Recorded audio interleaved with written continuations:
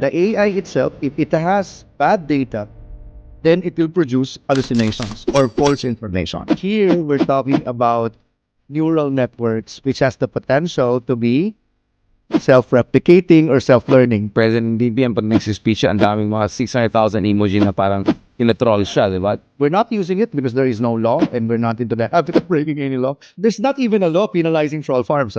Tomorrow, we raid a call center and then they admit employing 100 people as troll farms. Yeah. What's What's your legal base? What's your legal case? Right. I mean, what do we do?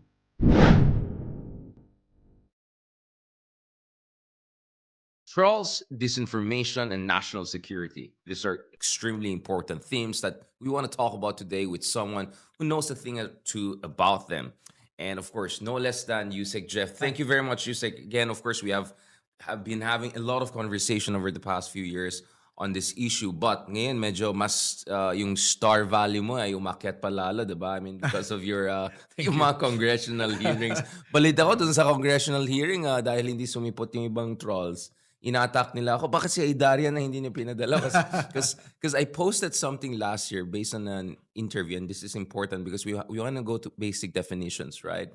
So I posted something around, third quarter of last year that the International Criminal Court could likely come up with a warrant of arrest against the former president. And that was based on my conversation. This is on the record with Justice Scarpio, who had his own contact. And I had just actually returned from The Hague, and I had my own people to talk to there. And all of them, they were saying na nagre-reach out ng ICC for coordination and all. Now, obviously, it didn't happen.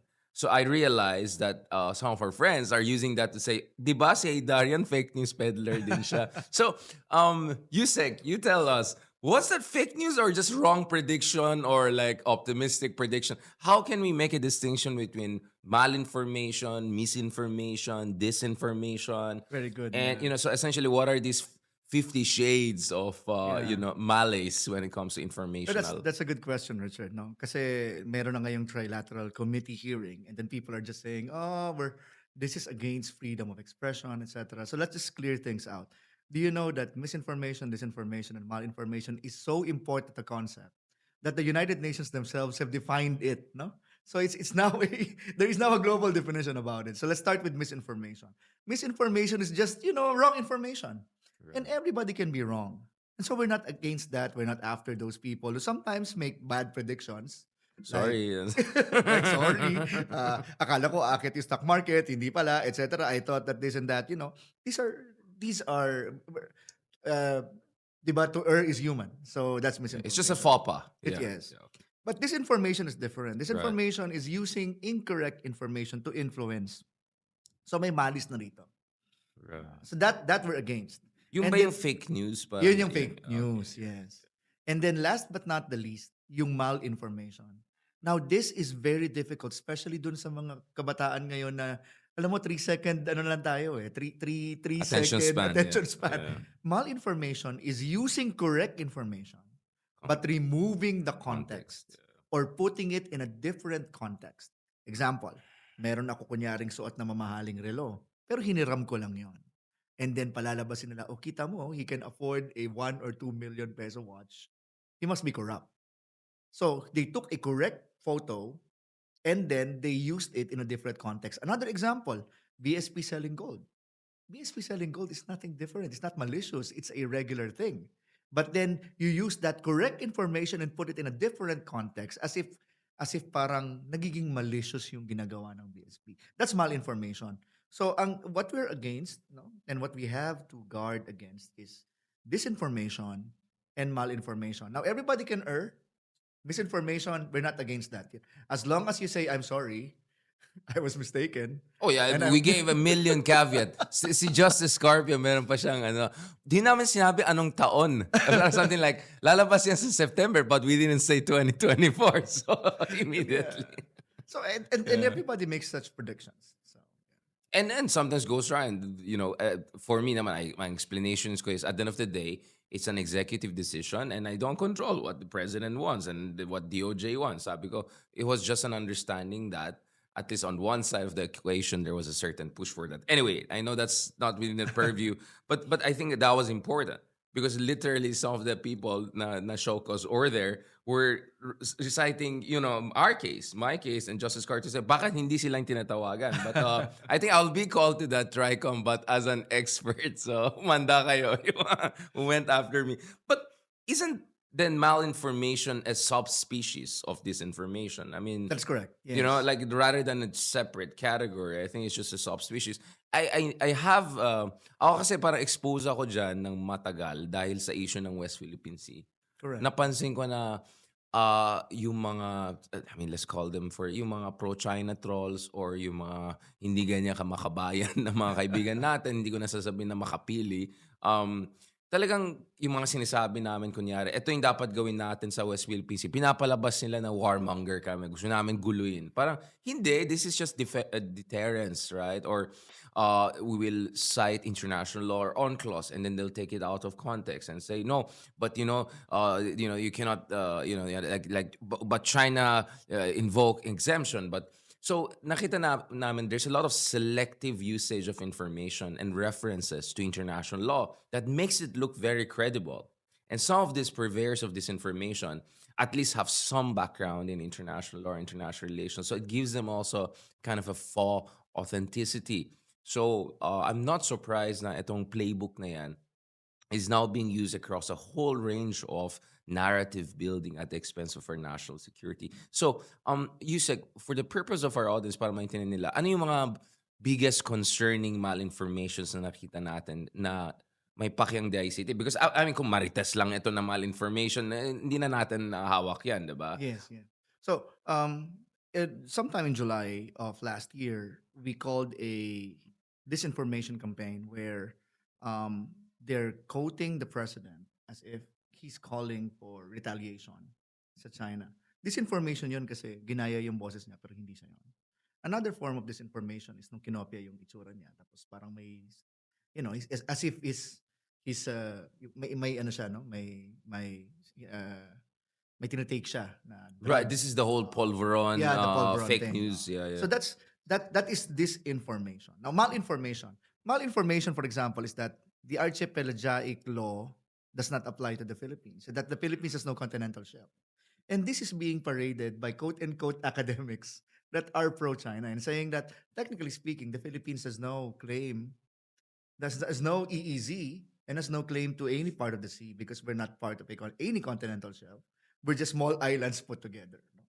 So that's one way of saying malinformation. Kasi number one, you're saying you're an academic, but you're not. And then number two, you're saying that, oh, by the way, this is part of international law. But it's not. Di ba? So, pero tama naman, no? The archipelagic regime is a pretty recent Right. it's a pretty recent concept, 1970s, 1980s concept. So these are the types of malinformation that we're seeing. Another example, no, you've heard of the recent, and we thank the NBI, the Bureau of Immigrations, and the Armed Forces. No, this was in the news. We apprehended some Chinese nationals who seems to be employed in MCs. espionage. Right. By the Ministry of Security Service, MSS. Yes. And of course, China would say, eto na yung malinformation. Or actually, hindi nga mal eh. Disinformation talaga kasi kasinungalingan. China was saying, oh, but you're not respecting their rights. You're not even allowing us to visit them. As per our agreement. But actually, the report of the DFA is saying, no, we actually are allowing visitations from the Chinese embassy to these Chinese nationals. That's one. And number two, let us be clear about this. The evidence is quite strong regarding the espionage. Caught red-handed. Yeah, they're flying drones on top of bases. Military grade. Military It's like, plus their cars have a built-in camera that's telescopic, etc. No, it's not normal for people who are tourists to have cars with baka sa with Shopee lang na radars. binili yan or Timo, baka ano. No, but I mean, would you have a LiDAR system in your own car? Come on. Maybe I'm a geeky guy and just yeah. But so actually we were in a press conference together with sila Yusek Malaya and also a couple of other officials when that happened. No, They were breaking. There were also cases in Palawan, if I'm not mistaken, That's correct, tourists yes. who were haplessly stumbling into some very sensitive areas. And let's face it, some of our nationals were also in the past apprehended in China for similar Mm. cases, and some of them are also are civilians, no? So, but we're not raising uh, any major concern. Wait, so But tanggap na natin. no, yeah. So, sabi ko nga, kung nangyari sa China, baka baka walang press con. Ay, wala. There's no press freedom. So what you're saying is that meron tayong mga ebidensya na very high grade Correct. efforts. Now, can we make a distinction between cheap fake and deep fake? Yes. Because isa pa yan di ba? Na parang parang it's so rudimentarily done or hindi masyadong yata naka-premium subscription yung ibang kaibigan natin at gumawa sila ng kung ano. I showed you one example. No, Back in the day, yeah. I think when you interviewed me last Yeah, time, yeah, of you, yeah. pinay-swap namin yung itsura mo. My voice with President Marcos Yeah, Jr. with President right? Marcos Yeah. Jr. So that's an example of a cheap fake. Usually, a cheap fake is an application that we can buy online, and then we just use it to swap faces. We call it face swap, or to change yung tone. But deepfake is different because deepfake was really meant to even surpass biometric systems. Ibig sabihin, talagang dinadaya nila para magmukhang ikaw. So this is not only AI, but they also use professional tools in order to make sure that the differences are almost not visible. So lahat ng nuances kukunin Lahat ng nila yan. nuances, pati yung color palette, Grabe, etc. yeah. no? So it's a combination of AI plus a combination of human photographic professionals that uses it. Not that I'm interested from a business standpoint, but how expensive it is, I mean, in average, to make it really a solid, let's say, 2 to 3 minutes deep fake video of anyone I don't else. think it's that expensive. Yun nga, just to because- give an idea that actually even the not cheap one, the deep one, the real one. well, the is- cheap fake is cheap like is cheap, right? like- Anyone like can do it. $5 US. Yeah, exactly. But nga, I was thinking like, if it's also not so expensive, the entry barriers are so low, then it's actually quite scary. It's not expensive kasi usually you use it with AI tools and then Photoshop or some video editing tool which you can buy for less than 100,000 Yeah. pesos. Yun lang ang kailangan mo lang mas professional. So usually it takes days for them to create the video kasi may ano siya. Actually, it's similar to what we're doing in this podcast, right? I mean, almost in near real time where may mga filters at na-edit yung ano natin, no? Makes us look better or more handsome Well, I mean, on an yeah, more automated yeah, manner. yeah. Parang ganun din. But this time, they have people and some other tools that can do it not only manually, but pero may, kumbaga, it's more high grade, I would say. Yeah, right. So, But it's not expensive. It's not expensive. Yun Like nga eh. 100,000 to 200,000 depending you on can the... come up with something quite very believable, That's all right?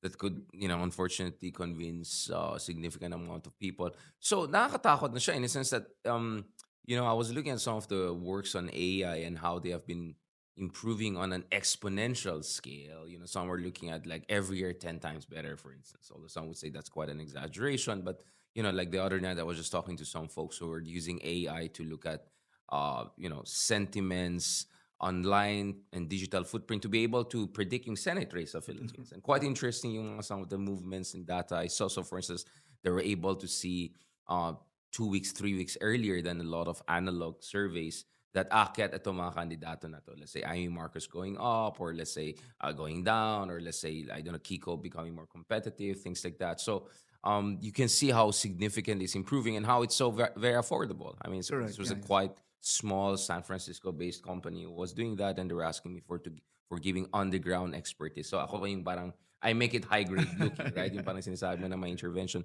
Now, going back to this, of course, the biggest breakthrough in of the year so far is the DeepSeek, right? So we were talking about deep fake. Now, let's talk about the other deep thing, DeepSeek.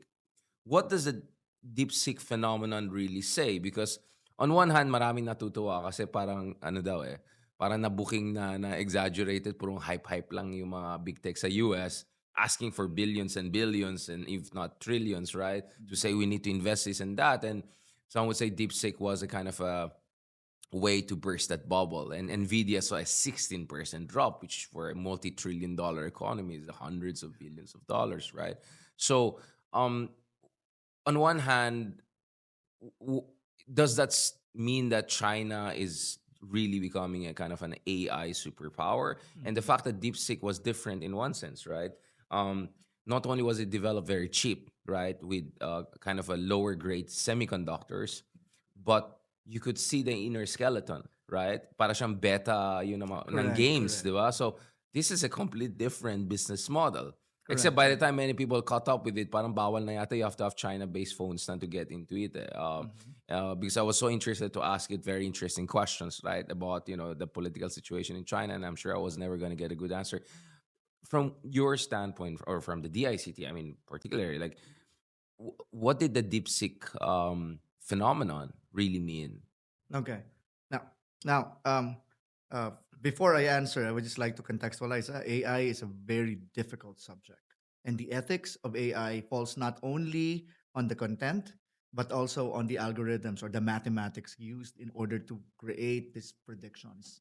No. So hindi ako, I will not delve into that, but we can have a separate discussion on AI ethics. But here are the major concerns from our Cybersecurity Bureau and DICT, and these are facts. These are facts. Number one, it seems that DeepSeek is practicing censorship. Now, we can always discuss the ethics of censorship. Is it correct to use, is it correct to censor answers from an AI bot?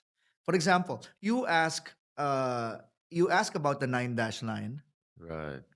It might explain it, but when you say the nine dash line and the claims of the Philippines and Vietnam, it might say, actually, last time we checked, it said, can we, I'm not I'm not, I can't answer I'm not that. trained to I'm not answer trained it. to Yeah, answer mga that. Can we ganyan. discuss some Yeah, other yeah, things? yeah, We discuss about Tiananmen Square, about certain people who died, yeah. and then they'll do the same thing. In fact, in the beta version, may lalabas na sagot. Which means alam niya yung sagot.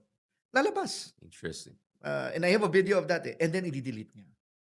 So the use of censorship in an AI system, that's one, and how I'm not saying, well, I understand it's a Chinese product and the China is trying to protect its image, but what we're saying is where are the ethical boundaries there? Number two, um, do you know that when we checked, it seems that DeepSeek is also sending clear text, clear text inquiries to some servers in ByteDance. So it seems that they're connected. No, TikTok, it's quite surprising, no? But they are connected, and we have proof of this that they are inquiring into certain servers, not only from China but from other attendant applications like TikToks. Well, if TikTok is with ByteDance, so what is DeepSeek trying to do, querying those particular servers? Or maybe TikTok also has a baka meron silang kontrata also with some other. But that's how it works in China, right? Yeah. There's tremendous, if you look at their relevant ministries, grabe yung corralling and coordination na ginagawa nila. I mean, that's where China is, Correct. Yeah. they're the golden standard when it comes to really public administration at the most high-tech level, right? And Yeah. sometimes pushing against mergers, sometimes coming down hard on some of the tech billionaires and big tech companies, whether it's Tencent or ByteDance. So I think people have to understand that China is a completely different system, right? Because people tend to think of China as just another fast-growing capitalist economy. Look at all of these fascinating new cars and all. And the point is, those things didn't come about out of nowhere, right? I love the Chinese people. They're hardworking. Yes. They're innovative. They have brilliant engineers. They produce more engineers every year than most other Western countries combined. I get it, but I think people forget that the hand of the state is always there. In fact, Xi Jinping, before he became the Supremo of China, when he was just the party chief, right? Uh, I think this was in before he went to Shanghai, Zhejiang, if I'm not mistaken.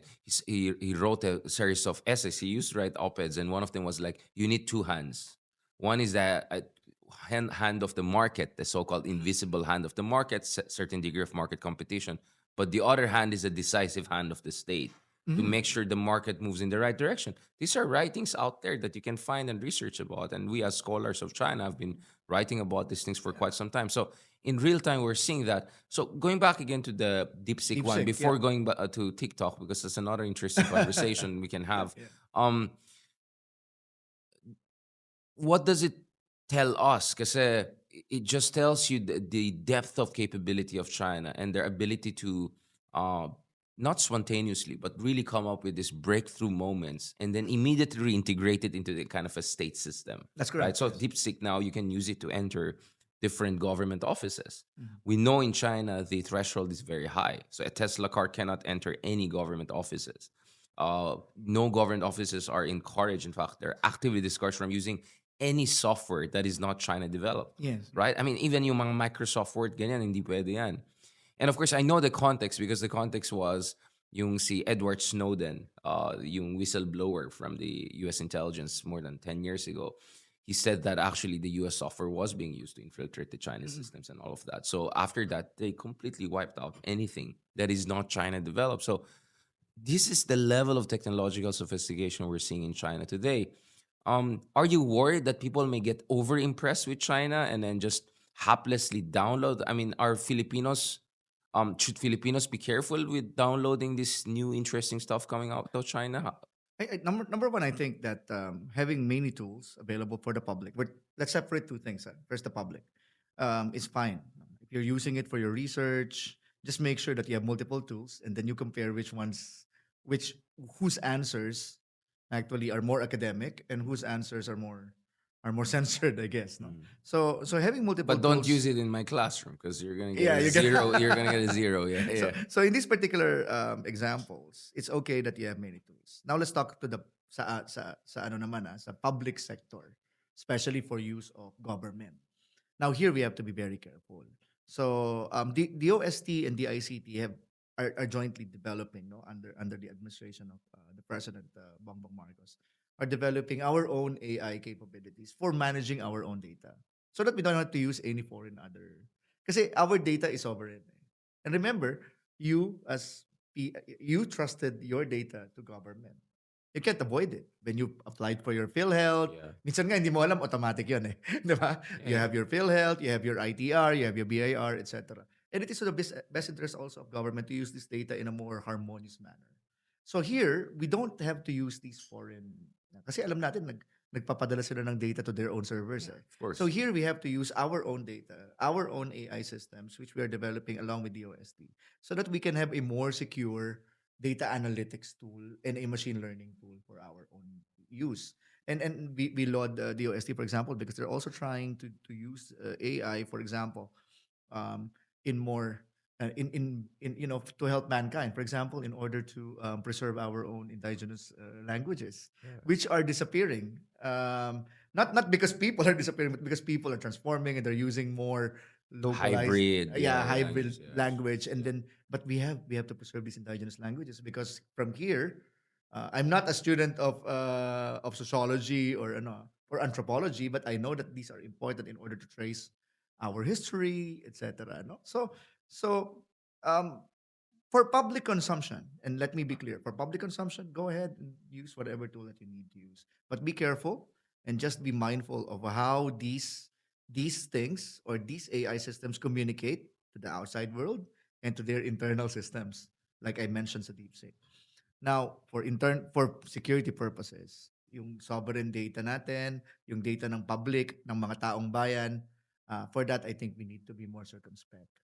And I'm not talking only about DeepSeek, no? I'm also talking about ChatGPT. I'm also talking about the entire. Marami na kasi. You remember Google as Gemini? But again, are they the same? Because in the case No. of the United States, the government there has limitations in terms of their ability to access and control the big tech companies. Now, where obviously there are a lot of evidence that U.S. intelligence communities, for instance, even if encrypted down WhatsApp, some would say they're still allowed in certain circumstances, but you need, I think, a court intervention for that. Hindi siya bara-bara. But Yeah. my understanding is China doesn't work that way. If the commissar in the company said, do X, Y, and Z, you do X, Y, and Z. There's, yeah. You're right about that, no? So, but like I said, AI is a very complex thing, no?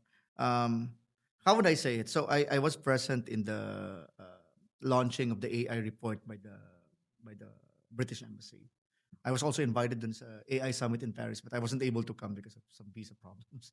So yes, even government officials have visa problems, so I wasn't able to come. But the discussion, that how complex AI is. So sending data and the use of incorrect data is one thing. Let's call that content problems. Mm. Kumbaga, the AI itself, if it has bad data, then it will produce hallucinations or false information. But there is one other thing, that we are completely forgetting. A lot of these experts, some of them are not even computer scientists, some are physicists, some are mathematicians, have put a lot of time and effort fixing the algorithm itself, making sure that the mathematics behind it and the way these neural networks think from a machine level does not introduce bias. Yun yung nakakalimutan ng mga tao. And that's where it should be made public so that people like us, or maybe not me, the more mathematical They geniuses can out see there, the beta, they this, can yeah, yeah, the dirty see. kitchen behind the. That's Yeah, correct. yeah. And that's where we're concerned about cutting corners. Now, I'm not saying that the algorithm being used by DeepSeek has a problem. I'm not saying that. I'm just saying that we should be mindful of cutting corners, because here we're talking about neural networks which has the potential to be self-replicating or self-learning. They're not yet, but they have that potential. Kumbaga, it's the Mhm. same way as testing, inserting human DNA on animals, which has an ethical problem Yes. when it comes to You might get experimentation. some weird mutations, That's correct. basically, right? That's correct. Yeah. It's the same with AI. Yun yung sinasabi natin na it's a very complex thing, but the algorithm problem, which is being discussed also, is something that we should safeguard for the betterment of humanity. Kasi if that becomes an algorithm that is very, very biased, especially if you know na talagang linagyan mo ng bias, edi yung AI will produce not only wrong information, but you might find an AI that's racist also. Yeah, we had that with Google, I think, Yeah. not long ago. And some people are saying, for instance, certain phones have a better filter for certain For certain racial language. categories, That's right? So, correct. kunyari, again, I don't want to name drop, but some of the big Asian brand phones, have you noticed if you use them on an Asian face, mas magandang pag-filter niya. That's And correct. then when you use, we don't have to name names, but certain, phones developed in non-Western, pansin mo yung mga Caucasian friends mo come off much better than the Yeah. non-Caucasian one. And That's I correct. was told actually by someone who used to work in Pentagon. She was an African American, and she told me, it's like, look at these phones, right? It's not properly filtering the non-white people in these pictures. And I never noticed, like, Correct. oh, ano, sabi ko, yeah, so, If you're a heavily Asian featured yeah, person, hindi niya and then you ma-filter. apply a filter on it, nagmumukha kang Caucasian. Baliktad. Yeah, or something like that, right? So you can already see the algorithmic bias there.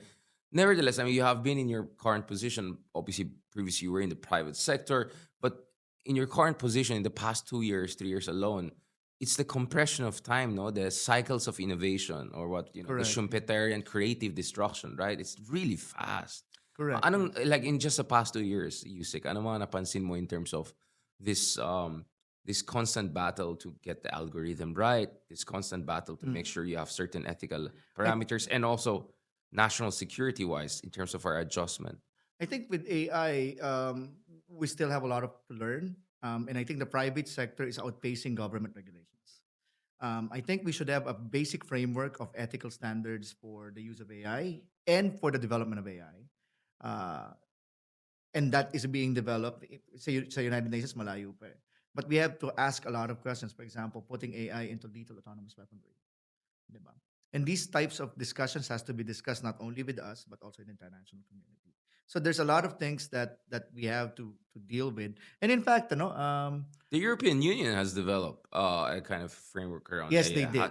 And we had, I think, Vice President J.D. Vance in the Munich Security Conference the other week, kind of pushing back against that. Because I know the American argument is, you got China, they have no privacy laws or rights, really, in the real sense of the word. And hindi naintindihan ng tao yan eh. Kasi when you look at the Correct, large correct. language model, it's really how much you can feed it. Correct. And That's so information. people like Kai-Fu Lee or like the AI gurus have been saying that. So I'll give you a very, very, baba natin konti yung diskusyon para mas maintindihan ng tao. Bigyan kita ng napaka-basic na problem. Di ba merong right to be forgotten? Meron. If I don't want my profile to be seen in Facebook, for example, merong regulations sa Europe that I can have my entire profile, my entire digital existence in Goes Facebook off. removed. Yeah. It goes off. Is there a similar way of doing that in AI data structures?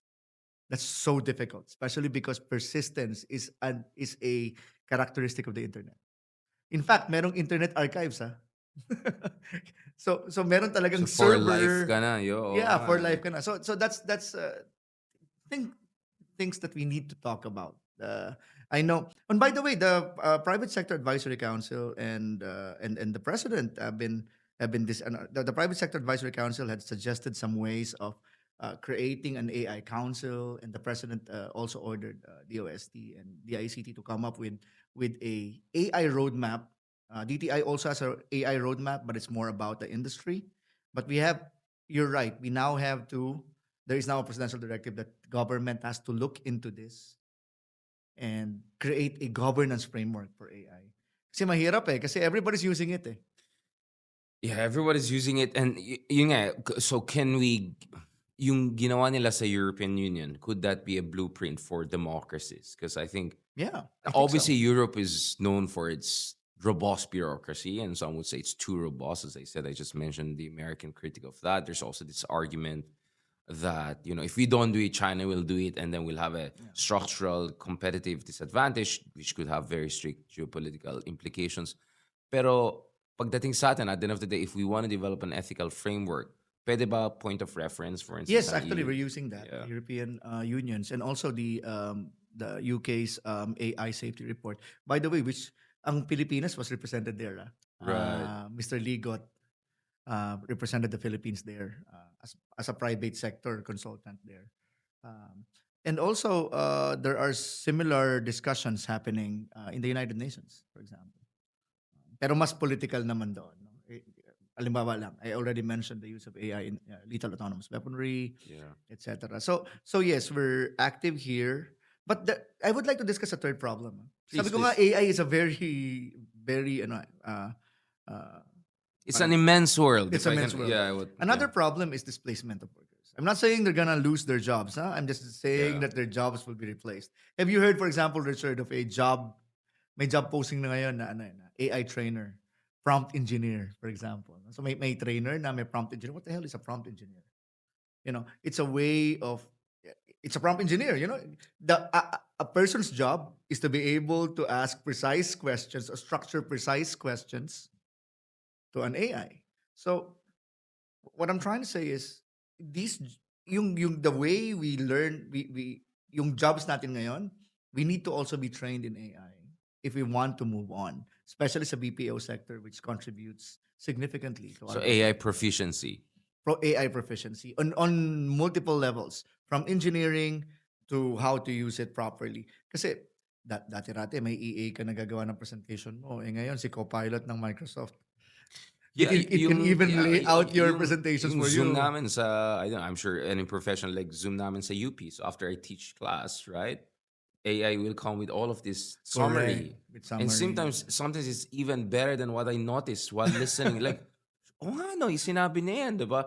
And then my caveat pa rin siya, they're this is not the final, blah, blah, blah. But like, that was quite scary to me. It's like, wow, ito yung level. So, doesn't that create a kind of an AI proficient Brahmin class, right? Na yung section ng society na proficient na in terms of language, connections, has a chance to sit down with more informed people, na sila, dahil magaling na sila makipag-interact sa AI, they can, kumbaga, augmented yung kanilang skills Correct, lalo. yes. While yung huge part of the population na parang na-mystify lang sa AI, ano yan, ayoko hawakan yan, lalo sila mapag-iwanan. Kasi may digital divide na tayo. So is AI divide the next phase? Oh, yes. Not only the AI, so there are two types of AI divide, no? Right. Richard. Number one is the AI divide on people who can use AI and not use AI. And then people will Yeah. find themselves being dinosaured out of their Yeah. jobs, right? But the second is the economic divide being produced Yeah. by AI. As more AI-enabled jobs are introduced into the market, then your labor force has to develop. If your labor force does not develop, then you have an economic problem. So that we have to go into. Plus, yung digital divide lalong lumalaki. AI and consumes a lot of energy. An AI GPU based rack is like 40 watts or 40 kilowatts, while a regular rack is only 10 kilowatts. Four They times. they 4 times more heat, 4 times consuming of energy. Yeah. In fact, that data centers that uses AI or AI data centers have to use a dielectric, linulubog na yung server para lang mag-cool off. So, yes, they use more resources, they use a lot of power, plus sino bang may hawak ng chipset technology? The patents on it, etc. So, lumalaki rin yung digital divide. They use a lot of bandwidth, so connectivity is required, di ba? Data centers are required. If we don't catch up, ito yung magiging problem na. And this is where the SET is trying to level up the field. Kasi the hyperscalers are moving into Vietnam, Indonesia, no? And then we're asking Google and Microsoft, are you not moving to the Philippines? Then they said, the investment regime has to give us more tax breaks. We have to also solve some of the minor issues with our power, etc. No? So I, what I'm trying to say is that this digital divide will go wider and wider Yeah. if we don't work on it right now. Your own previous sector, the BPO industry. Yes. I deal with a lot because they invite me a lot to give geopolitical, big picture stuff. Because, for instance, will the Trump administration also go into services? For instance, Yeah. so far the tariffs is on all products. So, nevertheless, the thing with the BPO industry sa Filipinas is pinag-usapan parati anong pwedeng impact ng AI. Ang pagkaintindi ko dito is, ang nangyari kasi is AI can increasingly do the kind of stuff at the lower rungs of That's the correct. ladder. Yung mga basic na, kunyan, paano ko i-turn on itong laptop ko, yung mga ganun. So increasingly, you need a workforce that can come at the point of intervention dun sa mas mataas na level. Correct. Once the conversation gets a little bit too complicated, then papasok yung tao, diba? Yun magpa-prompt I'll ka. give you a very concrete example. I worked with a BPO before I went to government in 2017 and back. No, at that time, 2016, 2017, 2015, nababawasan na yung voice, yung contact center agents na voice, yung Yeah. sumasagot. Yeah. Mas na madami yung back end. And yung mga back-end call center, sorry, let's not call it call center agents. Yung back-end agents, ang ginagawa niyan, mas analysis na. You know why? Kasi nung unang panahon, back in the 90s, di ba, you are asked with option 1, option 2, option 3, option 4. Oh, by the way, lost credit card, option 2. Di ba, ganon. Ngayon kasi, you just tell your prompt on the phone. Say, hey, by the way, I have a problem with my credit card. I lost my credit card. Boom, You don't diretso. have to click a option. It will automatically say, okay, you lost your credit card, then you go to this. So nagbabago na yung BPO industry. In fact, mas malaki na yung back office servicing. Kasama na yung mga legal, Filipinos are being hired to be transcribers for legal documents, management of knowledge bases. And a lot of this are semi-automated. So they're using AI for categorization, for example, and for storing data. But you still need a human to prompt the AI and train them. So it's not just it happened as early as 2015, 2016 when I was still in the BPO industry. So this is as real as it gets. Yung sinasabi ko na displacement in jobs. And you will if you get So a what are we chance to- doing in the government in order to prepare people? Is the Oh, we're offering TESTA, trainings. the OST, coordination with how do we create a AI proficient at least at the minimum level? Yeah, so as many DICT people is offering a lot of trainings for this. yeah. We're also we're also giving some funding for trainings that are attuned with the BPO industry for the displaced workers. No? So we have that. For example, we have AI enabled training for digital marketing. And that's for free, yeah. And you can just visit the DICT website. You'll be able to see all the trainings that we're giving. Number 2 is we're also using AI against AI. We're using AI to detect AI generated content. We're using AI, for example, our Cybersecurity Bureau's National Security Operations Center analyzed 256 million logs in 2024. No human can do that. So we're also using AI to manage 256 million logs. We blocked 5.4 million malicious attempts in 2024. Again, It was automatic. It was an AI also being trained to detect malicious behavior. Are we in a warfare, in a hybrid warfare situation in that sense? Because I want to wrap up this discussion because in the last part, I want to talk about the national security implications Mhm. here, right? On one hand, itong issue ng China-backed troll farms is being openly studied. There was the That's a correct. data study last year that looked at Yeah. really all of this evidence that shows that mukhang may foreign-backed malign foreign interference. There was a study by ASPI of Australia, which we also discussed in the past, that look at these factors. You had the hearing recently that you attended. There were issues about jurisdiction of different companies. Can we talk a little bit about how serious is this? Let's call it like China-backed troll farms in the Mhm. Philippines. Yeah. So there are two types of quote unquote trolls. Now let's talk about real trolls, which are technically real people who can Mm, who can respond in a troll like manner. One liner that yeah. actually is Yeah. funny, Yeah. Yeah. and people will notice it. And then there are bots. Bots are just palaman para paramihin yung negative Yeah, comments. Or yung emoji. Pansin ko yung ano eh. emojis Oh, lang, yung emojis. Yeah. kunyari si President BBM pag nagsispeech siya, ang daming mga 600,000 emoji na parang tinatroll siya, di ba? Yeah, That yeah. very much. Those are bots. Those are bots. It looks Yeah. very ano. And again, I would like to call Meta and Meta Philippines why they're not doing anything about it. Kasi I can see even AI-generated content pumapasa sa kanilang sponsored ads. May sponsored So ads. may butas talaga yung May system. butas yung system ni Meta. And we have jurisdiction over them, right? Just to be clear from legal. No, that's the one we're talking in Congress nga. We don't have jurisdiction because they're an American company. Unless we tell them that the only way you can operate in the Philippines is to have Well, that's what I'm saying, Philippine because you office. had the case of Brazil that they had a back and forth with Twitter, right? That's Even like correct. we will ban you if you don't do the following things. So we have a sovereign prerogative. Okay, let me use that word. Do we have a sovereign prerogative to really pressure these companies to Yes, I think so. get their act together? So, Because yeah. this is serious. We have elections. A lot of statistics are already telling us that we're the third largest Meta / Facebook / Yeah. Instagram user in the world. Even though we're a very small country, we're still 120 million strong population. So yes, and we have the tools to do so. We're not using it because there is no law, and we're not into the habit of breaking any law. But if Congress passes a law that says you can block a particular platform for not following Philippine law, there is a technology to do that. It's not really that expensive. I mean, less than 1 billion pesos can be put up just so we can have that particular capability. So yes, the answer is we can do that, but we need the law because right now there is no regulation for social media. It's like a wild, wild west of, and then, there's not even a law penalizing troll farms. Huh? There's Yeah, none. yeah. I mean, assuming tomorrow we raid a call center and then they admit employing 100 people In as a troll troll farm. farms, Yeah. what's What's your legal basis? what's your legal Yeah. case? Diba? Right. Wala. I mean, what do we do?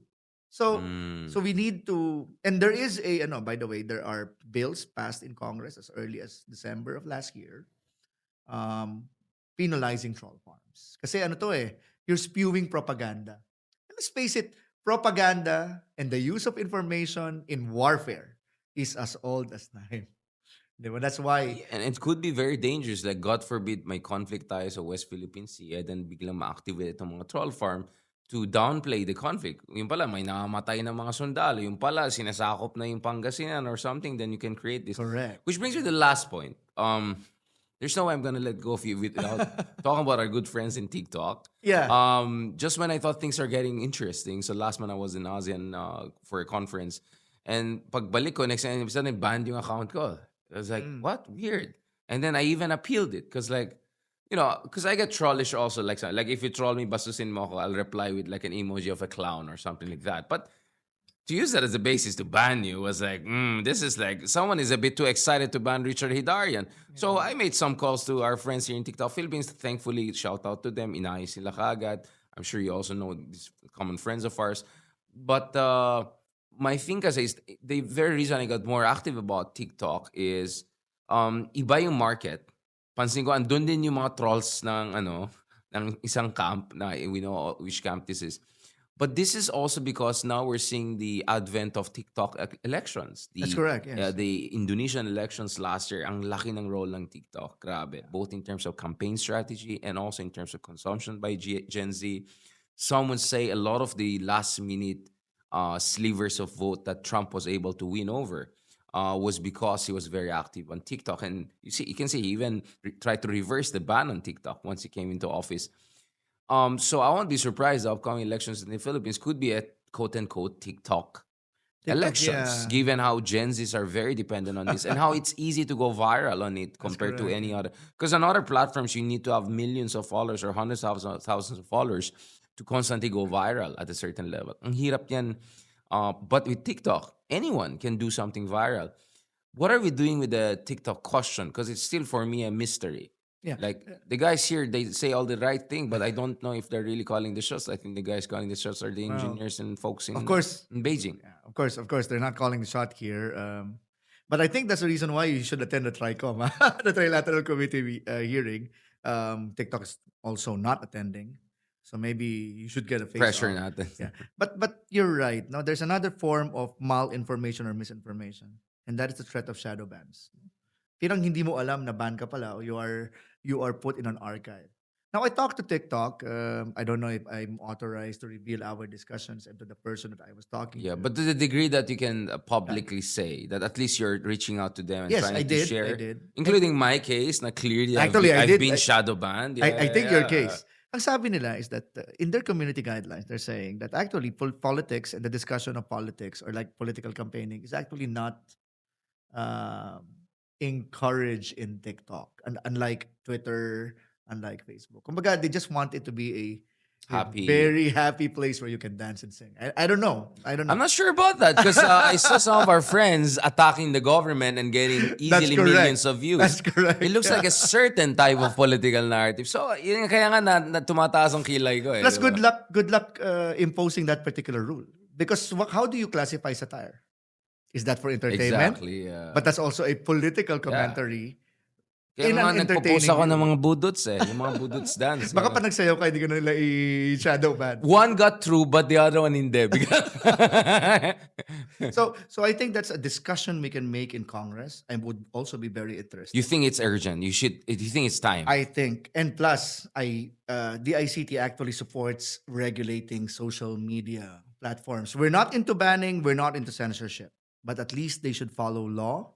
They should be equal in their presentation of facts. Yeah. And if somebody questioned their facts, it should also be given an equivalent airtime. Let's say, oh, mali yan. They should at least put this might be bad, incorrect context, or this post lacks context. Be careful. I'm all for that. You don't have to ban it naman. Just say, mukhang may mali dito. Yeah. This looks like a fake generation of news. This looks like a fake video. They et cetera, flag et it, cetera. yeah. Just flag it. Or at least some sort of disclaimer. Or Disclaimer, something. Yeah, exactly. On that, I would say encouraging note, because I've been saying this for quite some time. Maybe we want to look into some of these platforms and all of that and not get overexcited.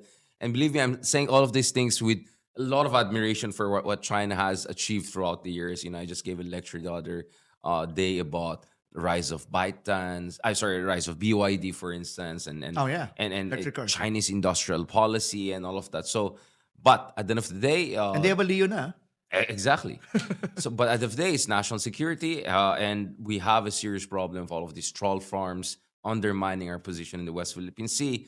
But then again, sabi nung isang magaling na congressman, meron pa ba ang West Philippine Sea? Kaya tinatag siya kahapon na ito yung Google Map, ito yung West Philippine Sea. Mukhang alam ko yan. Yeah, okay. On that one, thank you very much, Yusek, for that fantastic, really kind of a deep dive style discussion. So we call this episode series and all this podcast as Pilipinas 360. So we're really looking at all aspects. So within the quote-unquote limited time we had, I hope we covered a lot of bases in terms of different types of, algorithmic biases. Tinignan natin yung differential impacts sa labor market. But at least yung ating talagang mahalaga sa akin yan is in terms of making sure there's an accountability and also not national security threat. So maraming salamat, Yusek. I'm sure we're gonna have more of you And I encourage for people like you to stay in the government. And now that Thank you, Richard. without saying more, I'll keep it there. Thank you, thank Maraming you. salamat. Thank you very much. So thank you everyone for joining us for this episode of Pilipinas 360 Degrees.